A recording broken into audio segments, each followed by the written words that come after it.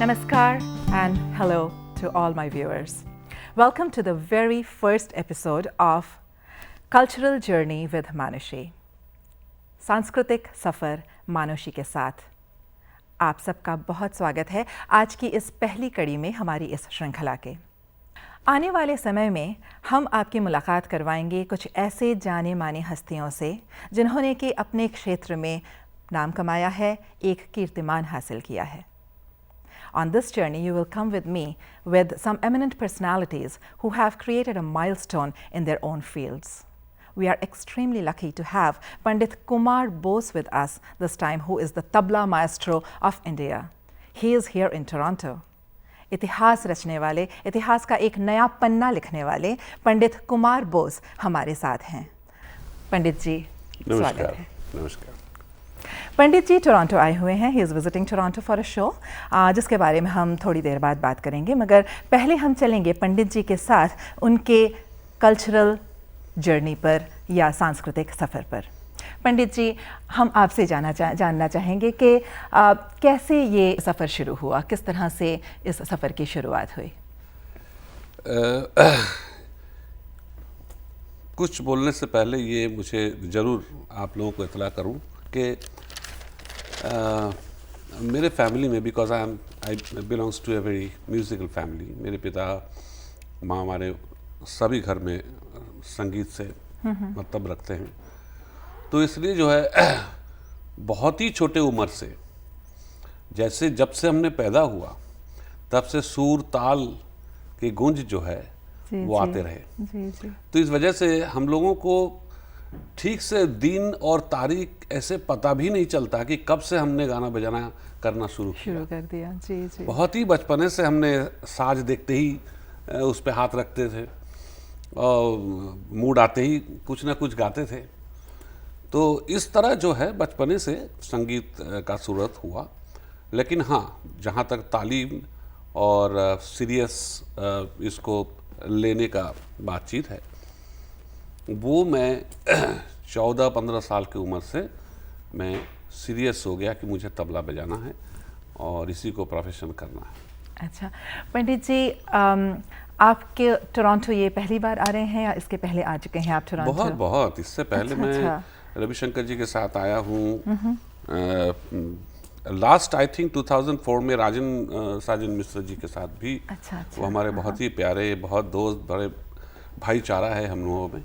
तो उनका बड़ा ख्वाहिश था, तो एक बार यूएसए और कनाडा का टूर में उनके साथ भी आप आए हुए हैं। पंडित जी, इस राह पर चलते हुए मैं आपसे पूछना चाहूँगी कि आपके जो अचीवमेंट्स हैं, what are your achievements? Like I know, I mean there are so many, I can just list them, but I would like from you कि आप क्या इस इन अचीवमेंट्स में आपकी छोटे से बड़े से बचपन से अब तक जो भी आपको, आप थोड़ा बताएं हमारे दर्शकों को।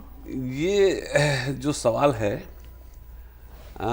मेरा जो मैं जैसे मेरा जो कैरेक्टर है, इसमें मैं खुद बताना मेरे लिए बड़ा मुश्किल मैं समझ पा रही हूँ, मगर क्योंकि हम इस जर्नी पे हम आपके साथ जाना चाह रहे हैं, तो इस वजह से मैं चाहूँगी। लेकिन क्या है कि अचीव क्या किया ये तो लोग बताएंगे। जी। और ये आप लोग बताएंगे। मैं तो खाली करता गया, क्योंकि क्या बात कही आपने? शुरू से ही पिताजी का और मेरे गुरु पंडित केशव महाराज जी का, उन लोगों को मैंने देखा है और कहते हुए सुना। हाँ जी। कि बस काम करते जाओ, अपना काम करते जाओ, उसका फल क्या हो रहा है जी। ये तुम देखो मत। कुछ अच्छा सोच के कुछ अच्छा काम किए जाओ जी। अपना रियाज करना है उसको किए जाओ, प्रोग्राम करना है उसमें कुछ मतलब ऐसा रखो कि उसमें कुछ मैसेज मिले। ये नहीं कि खाली प्रोग्राम करो, अपना नाम हो, पैसा लिए घर चले आए, नहीं। क्या बात कोई आपने, बिल्कुल मतलब हो जिंदगी का, और तुम्हारा काम से दुनिया में लोगों को कुछ मिले, ना सिर्फ खाली तुम्हें मिले। क्या बात है। People should get. हाँ जी। तो मेरे पास शुरू से ही ये दिमाग में है कि मैं आज भी मैं करता हूँ और मुझे पता नहीं कल क्या होगा। और रहा as per the achievement is concern, जो सही में अचीव करना चाहता हूँ वो पता नहीं कब होगा। अवार्ड तो है ही, अवार्ड सम्मान लेना या मिलना सौभाग्य की काम होता है। और one should be very very fortunate to get all that sort of respect and all. But क्या है कि सच पूछा जाए कि मेरा जो मुझे जानते हैं बहुत करीब से, हाँ जी। अगर इंटरव्यू के बाद भी लोग ऐसे लोगों से मिले कि जो मुझे करीब जानते हैं, उनसे पूछिए कि मैं ये अचीवमेंट की जो बात है, मैं उनका चरण छूना चाहता हूँ संगीत के जरिए, क्योंकि मैं बचपन से सुनते आया है कि संगीत भगवान का देन है, संगीत के जरिए भगवान मिल सकता है। तो मैं एक संगीतकार हूँ, बिल्कुल। और मैं चाहता हूँ कि संगीत के जरिए अगर उनका चरण मिल जाए वो कैसा होगा, ये मेरा एक बड़ा बहुत ही मैं अचीव करना चाहता हूँ। और इस वजह से मेरा अपना लाइफस्टाइल जो है वो बिल्कुल ही दो किस्म का है। एक, मैं लोगों के सामने आता हूँ तो मैं दूसरा हूँ, और मैं जब अकेले रहता हूँ घर में तबला लेके, या मैंने एक गुरुकुल बनाया। अच्छा जी। वहाँ बिल्कुल सुनसान है, चारों तरफ पेड़ जंगल है, बीच में एक मकान मैंने गुरुकुल का, और पुराना सिस्टम जैसे, वहाँ कोई लग्जरी नहीं है। तो अपने हाथ से खाना बनाओ, अपना बगीचा अपने बनाओ, और ये सब कर करा के ऐसा जो एक सेल्फ रियलाइजेशन जिसको कहते हैं, तो वहाँ पर मैं बिल्कुल दूसरा आदमी हूँ। वहाँ खाली गुरु का याद आता है, संगीत गूंजता है, और सुबह शाम बड़े आराम से वहाँ बड़े आनंद से हम रहते हैं। वो मेरा दूसरा कैरेक्टर और लाइफ है। क्या बात है। पंडित जी, इस गुरुकुल के बारे में ज़रा और बताइए, कहाँ पर है, और क्या आपके वहाँ शिष्य हैं? Are there disciples who come and stay there with you and then they learn music? Absolutely. If you could please throw a little bit light on that. Gurukul जो मैंने बनाया है, मेरा शुरू से ही एक ऐसा था कि बहुत ज़्यादा दूर भी ना हो, क्योंकि लोगों का आना जाना भी थोड़ा सहज होगा, और लेकिन ऐसा जगह हो जहाँ बिल्कुल सुनसान हो, सन्नाटा हो, और खाली सिवाय पेड़ पंछी जल्दी कुछ ना दिखे दुनिया का, मतलब जो है। तो ऐसा ही जगह मुझे मिला है। उस जगह का नाम है मध्यम ग्राम। अच्छा। मध्यम ग्राम से भी थोड़ा इंटीरियर, थोड़ा अंदर जाने से बादू बोल के एक जगह है। अच्छी बात है। वहाँ मेरे मकान के बगल में एक खाली स्कूल है लड़की लोगों का। वो सुबह 10 बजे से 4 बजे तक वहाँ स्कूल चलती है। बाकी उसके बाद जो है पीछे और दूसरे तरफ सब पेड़ ही पेड़ है, जंगल है और तालाब है। रात को सियार बोलना शुरू हो जाता है और सुबह से सारा दिन पंछी। और छुट्टियों के दिन जबकि स्कूल छुट्टी होती है, दिन को भी इतना सन्नाटा, इतना बहुत ही बेहतरीन वहाँ एटमॉस्फेयर। तो इस गुरुकुल में आपके जो शिष्य हैं, कितने शिष्य एनरोल्ड हैं? यहाँ बाहर से शिष्य लोग जो आते हैं वो आके कभी 7 रोज, कभी 1 महीना, जैसे जैसे जिनका मन होता है। जी जी। और जैसे बॉम्बे से आते हैं, ऑस्ट्रेलिया से आते हैं, लंदन यूरोप से आते हैं, दिल्ली से आते हैं, पूरे भारत से आते हैं।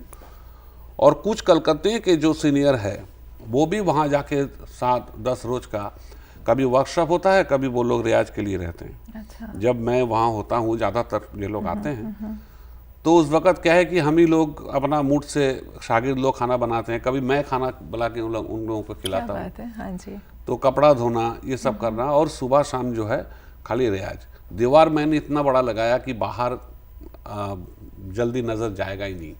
अच्छा। वो एक ऐसे जगह हो गया है कि बिल्कुल थोड़ा कंसंट्रेशन जो है उसी के अंदर, गुरुकुल के अंदर ही रहेगा। ज़रूरी भी है। ये बहुत ज़रूरी भी है। जी जी जी। अच्छा, तो अभी हम बात कर रहे थे कि आप टोरंटो पहले आ चुके हैं और बहुत पहले, बहुत सालों से आ रहे हैं, बाहर अमेरिका में आ रहे हैं, बाहर विदेशों में घूम रहे हैं, और अब भी आ रहे हैं। तो आपको क्या फ़र्क नज़र आता है कि आज हमारे जो ऑडियंस हैं वो क्या पहले से कुछ अलग है? उनकी टेस्ट में कुछ फ़र्क हो गया है, या आपको क्या लगता है, क्या है कुछ फ़र्क? Is there a difference when you used to come before and now that you कम?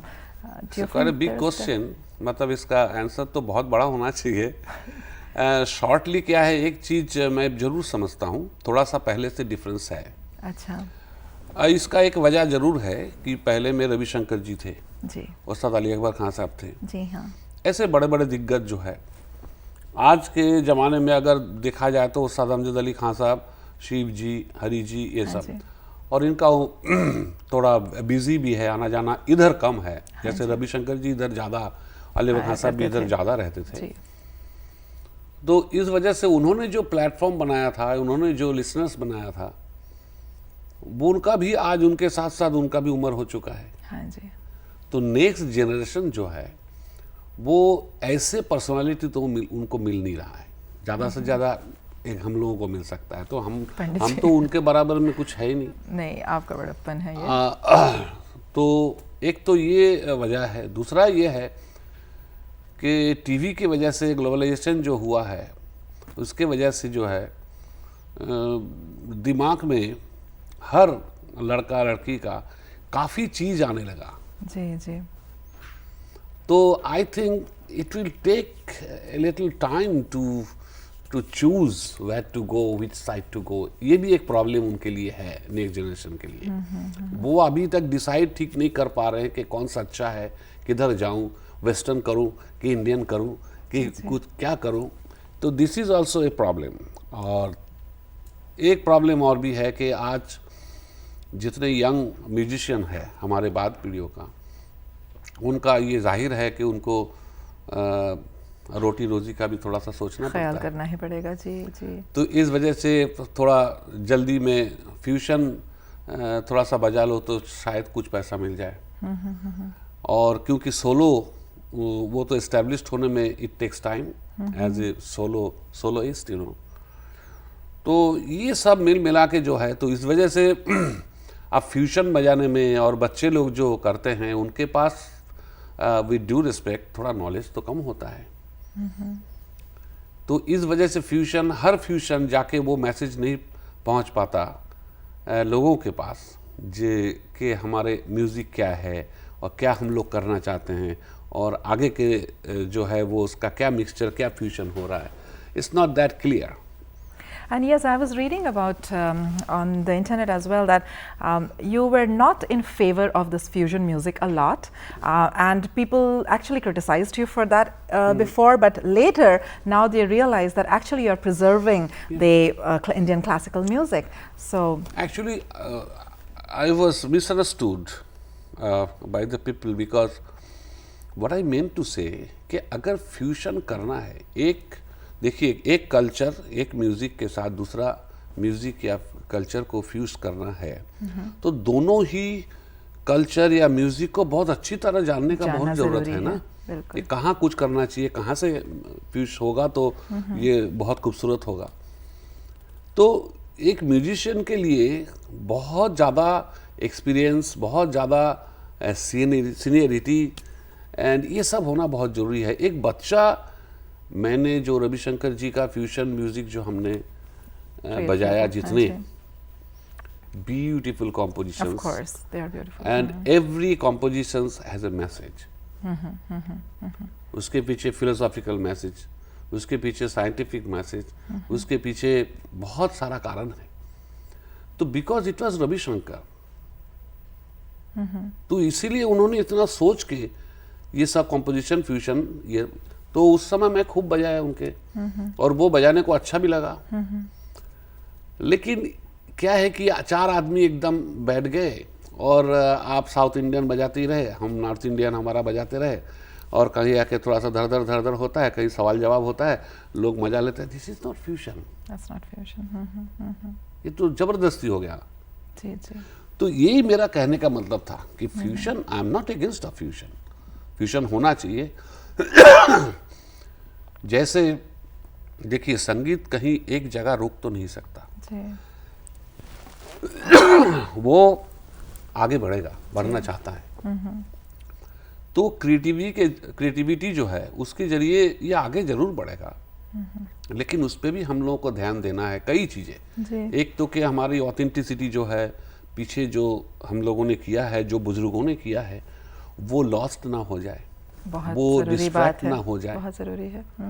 आगे जहां हम कुछ करना चाहते हैं, जो नया आएगा, उसका भी कुछ नया रूप ऐसे हो जो कि लोगों के पास एक सांस्कारिक गुड मैसेज जाए। It should be a very healthy music बिल्कुल. which can make a family very healthy. बहुत सुखी, बहुत अच्छा. हमारे फैमिली में देखिए, कभी वेस्टर्न वर्ल्ड में हमारी इंडियन बहुत सारे फैमिली है जो वेस्टर्नाइजेशन में आके थोड़ा मुश्किलात उनको सामने आ गया. तो ये सारा बातचीत जो है वो हो, तो इस वजह से म्यूजिक तो आगे बढ़ेगा, बढ़ना चाहिए. फ्यूजन हो चाहे कुछ हो, करिए, क्रिएटिविटी आना चाहिए, नया कुछ सोचिए, लेकिन उसको रास्ते में सोचिए, उसको करिए कि उसका कोई फल रास्ते निकले. से हम भटक ना जाएं. हाँ. और उस रास्ते पर रहें मगर ये काम बात. करें. बिल्कुल बिल्कुल, आप सही कह रहे हैं. अभी आप कह रहे थे रविशंकर जी के साथ आपने बजाया, और हम सब जानते हैं कि आप कितने सारे रिकॉर्ड्स हैं बड़े बड़े लोगों के साथ. लेकिन मैं ये जानती हूँ कि अभी जो टोरंटो में भी जो प्रोग्राम होने वाला है उसमें भी, और इसके अलावा भी आप यंग अपकमिंग टैलेंट्स को भी बहुत ही सपोर्ट करते हैं और उनके साथ भी बजा रहे हैं, उनको भी प्रोत्साहन दे रहे हैं. तो आप इसके बारे में थोड़ा बताइए हमें. सबसे पहले तो मैं कहता हूँ कि रविशंकर जी या अमजद अली खान साहब या विरायत खान साहब, जसराज जी से लेकर के जितने बड़ों के साथ हमने बजाया, हमने नहीं बजाया, उन्होंने लिया. ये उनका बड़प्पन था, उन्होंने बजवा लिए हमको. क्या बात है. हाँ. आज के ज़माने में, अच्छा, उन्होंने बजवाया तो इसलिए हमारा नाम हुआ. तो मैं भी ऐसा सोचता हूँ कि मेरा भी फर्ज बनता है कि अगर हमसे भी कुछ हेल्प हमारे बाद पीढ़ियों का किसी को मिल जाए, वो भी आगे बढ़े, वो भी नाम हो जाए. बहुत बड़ी बात तो कही आपने. इस वजह से मैं बच्चों के साथ बजाता भी हूँ, जो टैलेंटेड है, जो अच्छा है, जो सही आने लायक है सामने, उनके लिए मैं तैयार भी हूँ, मैं करता भी हूँ. लेकिन थोड़ा सोच समझ के मैं करता हूँ, क्योंकि तमीज़ और बहुत सारे चीज़ देखना पड़ता है. तालीम, तमीज़, तहजीब, ये सब देख के then I go to that point. That's very nice. हम जब आपके इस सफ़र की बात कर रहे हैं तो इसमें आपके परिवार और उनका सहयोग और ये सब, क्योंकि आप तो इतना बिजी रहते होंगे मेरे ख्याल से बहुत ज़्यादा, थोड़ा आप बताइए, अपने परिवार के बारे में भी बताइए. Actually we are very blessed. I am very blessed. सबको पता है, एक उल्लास जी ने मेरे डॉक्यूमेंट्री जो एक हुआ, अभी कलकत्ता फिल्म फेस्टिवल में उसको दिखाया गया है. अच्छा. तो उसमें एक बात आया कि ऐसा बहुत कम मिलता है परिवार. मेरे परिवार में मेरे नाना दादा से लेकर के हर फूफा, मौसी, uncle, by profession they are somebody, कोई डॉक्टर है, कोई इंजीनियर है, कोई कुछ है, लेकिन गाना बजाना सबको आता है, सब करते हैं. मेरे फैमिली में मैं हूँ, मेरे छोटा भाई टॉनी सरोद बजाता है, बहुत अच्छा म्यूजिक डायरेक्टर है जी. मेरा एक दूसरा भाई भी है, जयंत बोस, वो तो वेरी पॉपुलर. मेरी वाइफ बहुत अच्छा गाना गाती हैं, उनको भी अवार्ड वगैरह मिल चुका है रविंद्र भारती से. जी. मेरे एक लड़की है त्रिशा. हाँ जी. वो भी बहुत अच्छा वो भी गाना म्यूजिक लाइन गाती में हैं. ही जा रही हैं. जी. मेरे भाई की जो एक लड़की है वो भी बहुत अच्छा गाना गाती है. अच्छा. टॉनी का एक लड़का है, वो तबला बहुत अच्छा बजाता है. मतलब in our family everybody does music. तो इस तरह से ब्लेस्ड रियली. ऊपर वाले का बड़ा बहुत ही कृपा है. जी. पंडित कृष्ण महाराज जी से आपने सीखा, इसके अलावा शुरुआत में आप ज़रा अपने गुरुओं के बारे में थोड़ा बताइए. मेरे पिताजी मेरे पहला गुरु, और उसके बाद मैंने गुरुजी के पास, महाराज जी के पास गए. पिताजी, I was very lucky to have gurus. पिताजी मेरे जो एक तो पिता थे और दूसरा गुरु जी. तो दोनों साइड उनका सुपर था जी. वो जैसे पिता थे वैसे गुरु थे, वैसे दोस्त थे हमारे. क्या बात है. तो इस वजह से शुरू से ही जो ठीक ट्रैक पर जो है एक फिलोसॉफी जो हमारा जिंदगी का, कि तुम कौन हो, क्यों इस दुनिया में आए हो, ये सब सारा बातचीत जो है ये पिताजी बचपने से दे के गए थे. फिर गुरुजी कृष्ण महाराज जी, उनके बारे में तो कुछ कहना जो है वो तो पता नहीं कितने एपिसोड लगेगा. सही बात करें आप. और लेकिन मैं, सबको पता है कि मुझे गुरुजी बहुत ही प्यार करते थे. मैं आई वॉज द क्लोजेस्ट. और हर सुबह शाम गुरुजी को कुमार कहाँ है, उनके साथ सोना, उनके साथ खाना, उनके साथ रहना, और दूर भी रहते थे, अगर बनारस वो है, हम कलकत्ता है, तो हफ्ते में 2-3 बार फ़ोन से बात होना। क्या बात है। हर प्रॉब्लम गुरुजी का वो हमसे ही डिस्कस करते थे, हमसे ही सलाह मांगते थे कि मैं ऐसे करने जा रहा हूँ, ये ठीक है कि नहीं है। तो इस तरह की गुरु के साथ हमारा एक ऐसा संपर्क था, और मैं समझता हूँ आज भी है, क्योंकि मैं बड़ा मिस करता हूँ उनको। जी। और मेरी ज़िंदगी का सबसे बेहतर दोस्त और गुरु बस कृष्ण महाराज रहा। मैं ये बहुत मुश्किल है बहुत कम शब्दों में उनको, उनके साथ मेरा क्या था और वो क्या थे। देखिए, वो कवि थे जी। वो बहुत अच्छा गार्डनर थे। अच्छा। वो किसी भी काम का, चाहे प्लम्बर हो चाहे इलेक्ट्रिक हो, वो भी उनको बहुत अच्छा आता था। अच्छा। वो पेंटर्स थे, वो संगीतकार थे। संगीतकार मतलब थे। कितने गुण एक कितने आदमी आयाम एक ही आदमी में। जी जी जी। कमाल के। और हमसे उनका इसलिए मिलता था, देखिए उनको घोड़ा चलाने का बहुत शौक था। अच्छा, he was a very good क्या बात हॉर्स है। राइडर, एंड मुझे भी शौक था, मैं भी I did also. Right. Swimming उनको पसंद था, तो मैं भी वाटर पोलो फर्स्ट डिवीजन तक खेला। क्या बात है। हाँ जी। मैं तो- बस इसी बात पे अभी आपका आने वाली थी कि आपके बारे में जैसा मैं जानती हूँ और जैसा पढ़ा है कि सिर्फ तबला तो आपका एक विशाल है, लेकिन इसके अलावा भी आपने इतना, अपनी इतनी हॉबीज़ हैं, तो मैं बस वहीं पहुँचने वाली थी कि आप बताइए अपने हॉबीज भी हॉबीज़ था, और मैं बहुत बदमाश लड़का था। क्या बात है। बहुत ही दुष्ट, और लोगों को मैंने बहुत बड़ा तंग किया। अच्छा अच्छा, बताइए आप जरा, अपने बताइए पिताजी अपने को भी बारे में। बहुत तंग किया। अच्छा। और गुरुजी भी कभी कभी तंग होते थे। मतलब मेरा तो बहुत ही शरारती मैं था, जी जी। और I was really very naughty. तो आप अगर कोई घटना याद हो आपको तो ज़रूर हमारे व्यूअर्स के साथ शेयर कितने कीजिए। घटनाएं हैं, बहुत बहुत घटनाएं हैं। एक बार गुरुजी और मेरा उसमें प्रोग्राम में जा रहे थे। जी। तब आपकी क्या तो- उम्र रही होगी? उस समय मेरा कितना होगा, कुछ 40-45 साल का उम्र होगा, 45 अच्छा। ईयर्स।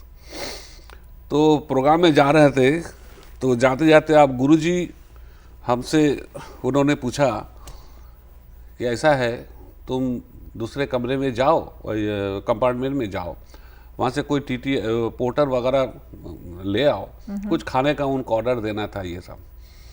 तो मैं गया, तो वो पोर्टर आने के लिए तैयार नहीं, मतलब वो बोल रहे कि मैं उधर जब जाऊंगा तब बोलना। तो अच्छा। तो मैंने गुरुजी का नाम बताया कि भाई, उन्होंने बोला, अब उनको क्या पता है वो कौन है क्या नहीं है। तो बोले अच्छा ठीक है, फिर भी वो है तो मैं क्या करूं, अब तो मैं उधर जाऊंगा, ऐसा उनका मिजाज। अब जैसे उसने ऐसा बोला, मुझे ऐसा अंदर से लगा कि मेरा गुरु और महाराज जी जैसे गुरु बुला रहा है तो जाएगा नहीं। तो वहां से उनको गट्ठा पकड़ के उठा के मैं लेके आया। क्या बात कर रहे हैं आप। तो गुरुजी आके बड़ा तहलका मचा, क्योंकि दूसरा पोटा लोग भी आए, अरे मारो मारो मारो, ये क्या हो रहा है, वो क्या हो रहा है। तो गुरुजी बोले यार तुम इसको ऐसे। मैंने कहा गुरुजी, मैंने बोला कि आप बुला रहे हैं तो ये आने को तैयार नहीं था, इसलिए मैं गुस्सा हो गया। बोले यार तुम हर वक्त गुस्सा क्यों हो जाते हो इतना जल्दी। क्या बात है। जी, तो आप जैसा कह रहे थे कि बहुत सारे वाद्यों से आपका परिचय हुआ जब आप छोटे थे, लेकिन बाद में एक उम्र में जाके आपने तबला डिसाइड किया, तो इसकी क्या वजह थी कि आपने तबला? इसका वजह शायद मेरे पिताजी तबला बजाते थे, एक वजह ये, और दूसरा कारण ये है कि मोहम्मद अली पार्क में, कलकत्ते में एक पार्क है, वहाँ सर्वभारतीय संगीत समाज करके एक कॉन्फ्रेंस चल रहा था, और वहाँ शांता प्रसाद जी और मेरे पिताजी का तबला होल नाइट में, उनका भीमसेन जोशी जी के साथ था और शांता प्रसाद जी का तबला सोलो था। ये सुन के मेरे पता नहीं क्या हुआ, रात को 3 बजे मैं पैदल चला आया, पिताजी को बोल के मैं अकेले चला आया घर। क्या बात है। हाँ हाँ। और मन में खाली यही रहा कि तबला ऐसा मुझे बजाना है। अच्छा। तो शायद ये भी एक वजह है कि मैं सब छोड़ छाड़ के तबला ही लेके, रात को 3 बजे घर आए और नीचे आके तबला लेके बैठ गए। अच्छा, रात को? जी जी। क्योंकि वो होल नाइट का था। हाँ, और हाँ, पिताजी को रहना था पूरा नाइट। और लेकिन 3 बजे जबकि शांता प्रसाद जी का खत्म हुआ, तो मैंने पिताजी से कहा कि मैं घर जाना चाहता हूँ। तो वो बोले कि क्यों, तुम तो होल नाइट रहने वाले थे, नहीं सुनोगे बिस्मिल्लाह खान साहब है ये। मैंने कहा नहीं, मैं जाना चाहता हूँ। तो उनका एक शागिर्द उनके साथ मैं चला आया घर। अच्छा, और तब आप ऑलरेडी तबला तो बजा ही रहे थे, लेकिन बजा रहे थे, लेकिन उस दिन से कुछ अलग ही तबले का आवाज गूंजने लगा अंदर। बात है। हाँ, और आज भी वो आवाज गूंजता है और उसी को लेके रियाज करता हूँ आज भी। तो अब मैं बस आपसे आखिरी एक सवाल ये पूछना चाहूँगी कि आपका पूरे समाज के लिए, एक हमारी दुनिया के लिए क्या मैसेज होगा, क्या संदेश देना चाहेंगे आप आने वाली पीढ़ी को, क्या संदेश देना चाहेंगे सबको? वैसे मैं छोटा बहुत ही छोटा कलाकार हो, या मतलब कलाकार छोटा नहीं होता, मैं छोटा इंसान हूँ, लेकिन सारी दुनिया घूमते हुए तजुर्बा और जो देख रहा हूँ, इसमें एक नहीं कई मैसेज देने को जी चाहता है। बिल्कुल, आप कहिए। आप एक तो ये है कि पता नहीं पूरे दुनिया में इंसान को मारने के लिए तैयार हो गए। बहुत सही कहा। ये बहुत दुख की दिन और बहुत खराब समय आ चुका है दुनिया में। जी जी। तो मेरे ख्याल से कुछ हमसे भी बड़े गुणी लोग, विद्वान लोग भी है, और वो लोग भी है कि हमारे अगर प्रोग्राम कोई भी सुने तो ऐसा कुछ सोचे कि भाई इंसान के बगल में खड़ा हो, उनसे दोस्ती हो, इंसानियत उनको दे, उनसे इंसानियत ले। इसी तरह ज़िंदगी बहुत ज़्यादा खूबसूरत और देश, पूरा पृथ्वी बहुत सुंदर हो सकता है। दूसरा मैसेज ये है कि संगीत पे आजकल बहुत ज़्यादा वल्गरिज्म और पावर आ गया है। जी। मैं समझता हूँ कि इवन कॉमर्शियली क्या ये ज़रूरी है? जब आप कह रहे हैं इस चीज़ को, ज़रा सा इलाबोरेट करें, ज़रा सा बताएं कि आप ऐसा क्यों सोच रहे हैं? ऐसा इसलिए सोच रहा हूँ कि देखिए, वल्गरिज्म कहिए या सेक्स कहिए या दूसरा मैनरिज्म कहिए, जो बहुत उग्रता जिसमें है, उसके लिए तो बहुत सारे चीज़ है। फिल्म बनाया जाता है जगह जगह, अपने हर कंट्री में उसका एक अलग जगह भी है, लेकिन क्या ज़रूरत है कि संगीत पे इसको डाला जाए? जी। क्या ज़रूरत है?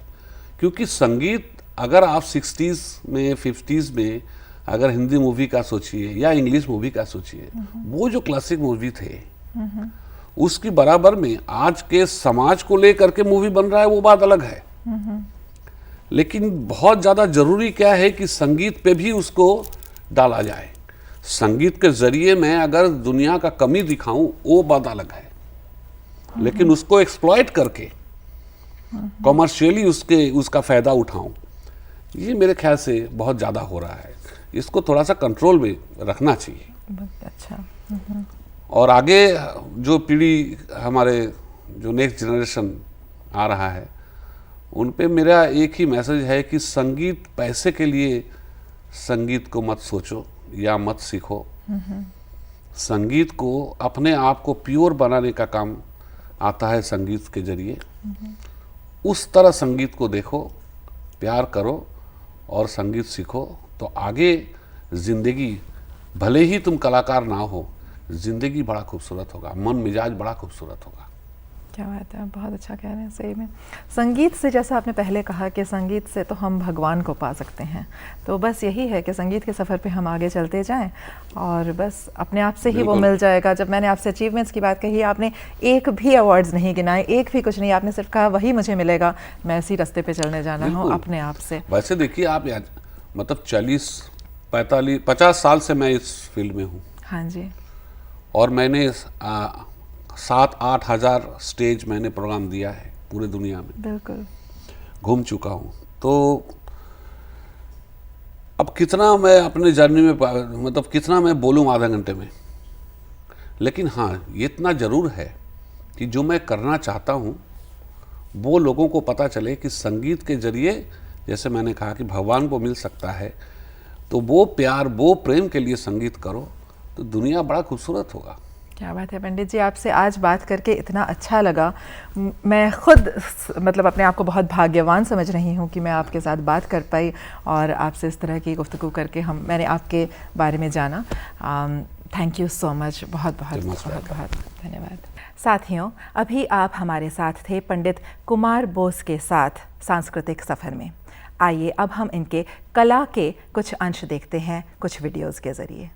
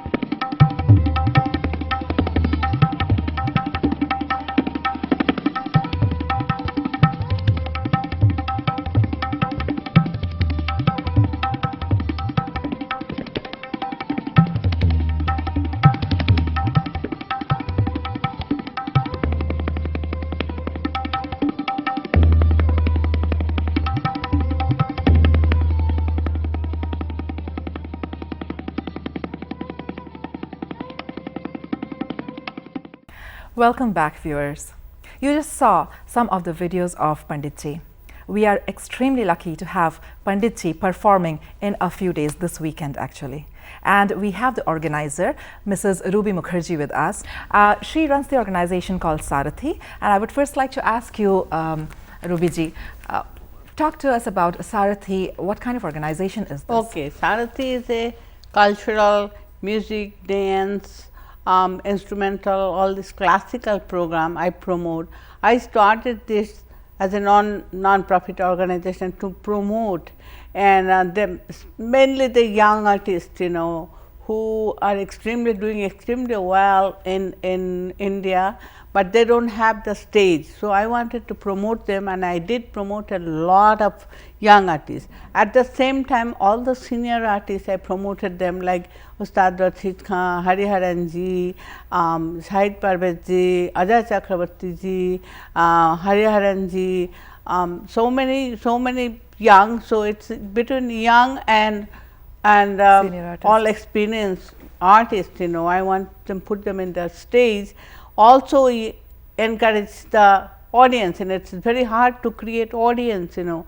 So we are trying, you know, to promote the audience, have the, you know, like they would be interested in classical music, which is very hard in this fast in the Western country. But fortunately, we've been able to create, you know, all this classical music. People are coming to our show, and I always let them know that once you learn the classical music, you enjoy it, you would not go back to any other music. So Ruby, Pandit Ji is here now in Toronto, and you're organizing this show. Can you please talk a little bit about this show? What is this show going to be like? Okay, this show is like, I had a dream of doing Pandit Kumar Bose's show, you know.